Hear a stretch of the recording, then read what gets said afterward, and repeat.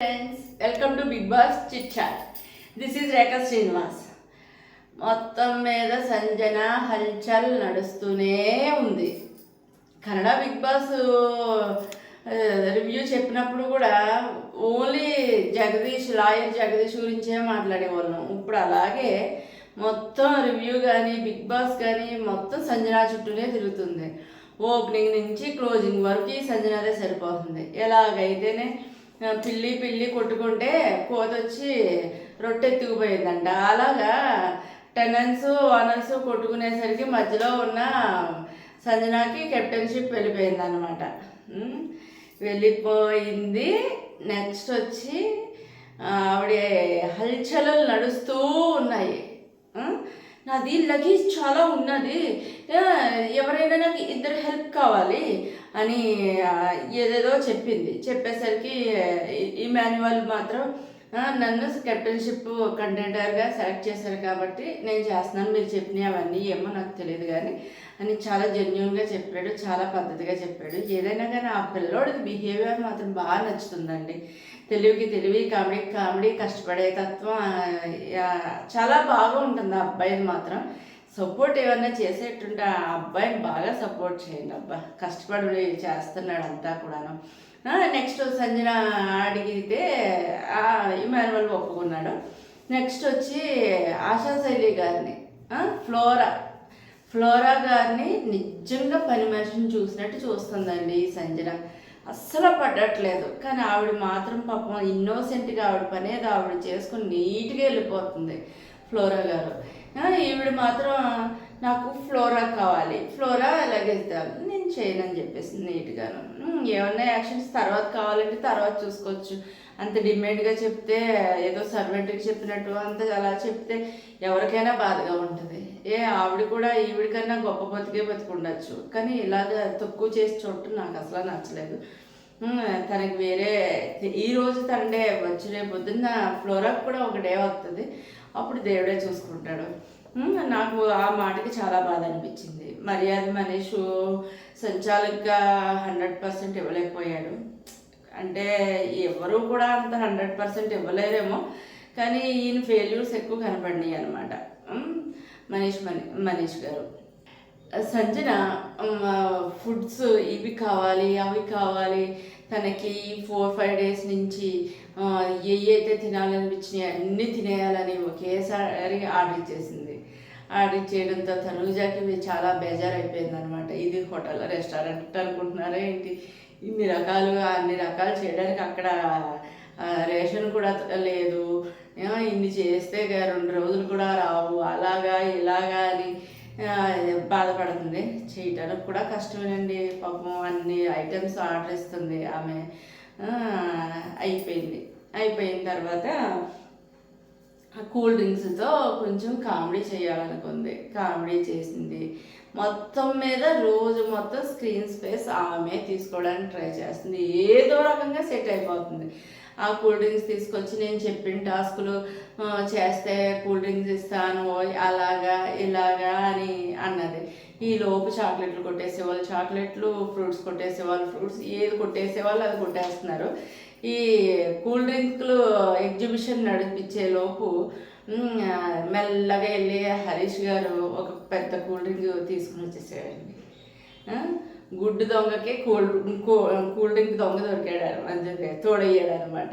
అవునులే, గుడ్డు దొంగకి తెలియాలంటే కూల్ డ్రింక్ దొంగతనం చేస్తే ఆ బాధ ఏంటో తెలుసుద్ది. చాలా బాగా చేశారు హరీష్ గారు, అది నాకు అనిపించింది. తీసుకెళ్ళి అదే ఫ్లోరా గారు హరీష్ వీళ్ళు సిప్పర్లో వేసుకొని మొత్తం ఎవరెవరికి ఇవ్వాలో వాళ్ళకి ఇచ్చి వాళ్ళు తాగి నీట్గా కవరప్ చేసేసి కూల్ డ్రింక్ బాటిల్ కాడిది ఎక్కడో దాచిపెట్టేశారనమాట డస్ట్బిన్లో. ఇది అంతా బాగా జరిగింది అనిపించింది. అయితే నెక్స్ట్ స్క్రిప్ట్ చేయించిందండి, కామెడీ స్క్రిప్ట్. నేనేం చెప్పినా కామెడీగా చెయ్యాలి చెందాలి అన్నది. అదేదో రచ్చబండ ప్రోగ్రామ్ని ఇమిటేట్ చేసినట్టు చేశారు. నిజంగా ఆ రోజా గారి రచ్చబండ కన్నా ఈ రచ్చబండ చాలా అద్భుతంగా ఉంది. వీళ్ళు బయట తీసుంటే చాలా చాలా చాలా రేటింగ్ వచ్చేసేది అన్నట్టుగా ఏమీ లేదు. ఆ రకంగా ఉంది. ఆ రచ్చబండ తెలియలేదు, జబర్దస్త్ తెలియలేదు, ఎవరమ్మో తెలియలేదు, ఎవరి నాన్న తెలియలేదు, ఎవరి కొడుకో కూతురో కూడా తెలియలేదు, ముఖ్యంగా మొగుడెవరో తెలియలేదు, ఎవరి మీద ఎవరు ఫైటింగ్ చేస్తున్నారో కూడా తెలియలేదు. ఆ రకంగా స్క్రిప్ట్ ఉందండి. అయోమయం గందరగోళంలా ఆ స్క్రిప్ట్ జరిగిందనమాట. ఆ స్క్రిప్ట్లో బాగా పాల్గొన్న వాళ్ళకి ఇది వీళ్ళకి, ఇది వీళ్ళకి, ఇది వీళ్ళకి, ఇది వీళ్ళకి అని మొత్తం అన్ని టేబుల్ మీద చెప్పి పెట్టేసిందండి. ఏంటి వీళ్ళకి వీళ్ళకి అంటుంది, చేతికి ఇవ్వట్లేదు ఏంటి అనుకున్నాను. అన్నీ అలాగే ఒక్కొక్కరి పేరు చెప్పి ఇది అమ్మ ముద్ద, ఇది నాన్న ముద్ద, ఇది అక్క ముద్ద అన్నట్టు అలాగ పెట్టేసింది అనమాట. పెట్టేసి తర్వాత ఇవన్నీ మీకు రేపు ఉదయాన్నే మీకు ఇవ్వాలి అంటే, ఇవన్నీ మీకు ఇవ్వాలి అంటే పొద్దుట కొట్టేసిన కూల్ డ్రింక్ బాటిల్ ఎవరు కొట్టారో చెప్పండి. వాళ్ళకి పనిష్మెంట్ అనేది తర్వాత చూస్తాను, కానీ ఫస్ట్ మాత్రం అది ఎవరు కొట్టేశారో చెప్పండి, అప్పుడు ఇవన్నీ మీకు దక్కుతాయి అన్నది. నాకు మాత్రం చాలా బాధ అనిపించిందండి. ఏదో ఇస్తాను అని చెప్పి స్క్రిప్ట్ చేపించి మీకు అని చెప్పి వెనకాల ట్విస్ట్ పెట్టింది చూడండి, సైకోతనానికి పరాకాష్లాగా అనిపించింది. అక్కడ ఏదో చిన్నగా ఆర్గ్యుమెంట్ మాత్రం మనిషితో నడిచింది. గుడ్డు కొట్టేసినప్పుడు లేని బాధ్యత ఇప్పుడు వచ్చేసింది సంజనాకి, కూల్ డ్రింక్ మీద బాధ్యత. ఎవరో కూడా చెప్పలేదు, మరి తెలిసి చెప్పలేదో తెలియక చెప్పలేదు, మొత్తానికి ఎవరో కూడా చెప్పలేదు. మళ్ళీ ఆ కూల్ డ్రింక్లన్నీ ఫ్రిడ్జ్లోకి వెళ్ళిపోయినాయి. అది రీతు చౌదరి మాత్రం ఒక కూల్ డ్రింక్ మొత్తం తీసి ఒక సిప్ వేసేసి మళ్ళీ లోపల పెట్టేసింది. ఎవరికి ఇష్టం వచ్చినట్టు వాళ్ళు చేసేస్తున్నారండి. తిని చోట రూల్స్ లేవు, తిరిగే చోట రూల్స్ లేవు, కెప్టెన్కి రూల్స్ లేదు, ఏమేమీ లేదండి. మొత్తం అంతా ఏదో ఆ బాయ్స్ హాస్టల్లో గర్ల్స్ హాస్టల్లో ఉంటాయి చూడండి, ఎవరిష్టానికి తగ్గట్టు వాళ్ళు ఆ రకంగా ఉందన్నమాట. ఏ రూల్ బ్రేక్ చేసినా మాట్లాడలేదు. కానీ హరీష్ గారు ఎవరి మీద కోపంతో ఆయనగా ఎగ్ ఫ్రైడ్ రైస్ ఏదో చేసుకుని తింటున్నారు. తిని సగం తినేసరికి అప్పుడు దుప్పటి కప్పుకొని పడుకున్న బిగ్ బాస్ లేచి చూసేసాడండి. సంజన గారు, హరీష్ గారు తన చేతులతో తను చేసుకుని ఫుడ్ చేసుకుని తినడం మీకు సమ్మతమేనా అన్నారు. ఈ మాటకు వచ్చి రూల్స్ ఇప్పుడు గుర్తొచ్చినట్టున్నాయి బిగ్ బాస్కి. రూల్స్ బ్రేక్ చేసిన సంజనాకి ఒకటి కూడా చెప్పలేదు. ఇప్పుడు సంజన హవా వచ్చేసరికి రూల్స్ గుర్తొచ్చినాయి చెప్పాడు బిగ్ బాస్. అంతే, హరీష్ గారు మీకు మాట రాకూడదని పక్కనెట్టేస్తున్నానని సగం తిన్న ప్లేట్ పక్కనెట్టేసాడు. ఆ రకంగా ఈరోజు అలాగైందండి. ట్విస్టుల మీద ట్విస్టులు ఉంటాయని ఎప్పుడు అనుకోకుండా, అది తెలుగు బిగ్ బాస్. ఏమీ ఉండదు, ఊరికే వాళ్ళకి గతి లేక చేస్తున్నారు, మాకు మధ్య లేక చెప్తున్నాం అన్నట్టే ఉంటుంది. ఎక్కడ మంచి హైప్ వచ్చే మంచి ఇంట్రెస్టింగ్ ఇది స్టోరీ ఏమీ ఉండట్లేదు. రేపొద్దున సాటర్డే కదా, పంచాయతీలో కూడా ఏమేమీ ఉండదు.